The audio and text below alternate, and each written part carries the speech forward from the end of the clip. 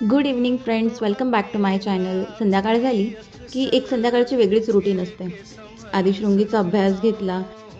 एक पेज लिहायला शृंगी 1 तास तरी लावून देते.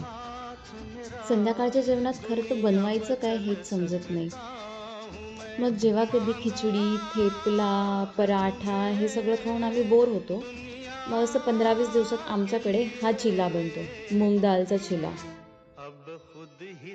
बॅटर रेडी करून ठेवलं आणि मग मागे चालू असलेल्या लग्नाला आमच्या बाल्कनीतनं हजेरी लावली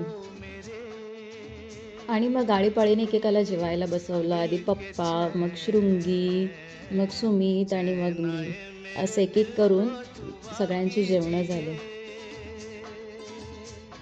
तुम्हाला व्हिडिओ कशी वाटली मला कमेंट करून नक्की कळवा. Thanks for watching. Please like, share and subscribe. Thank you.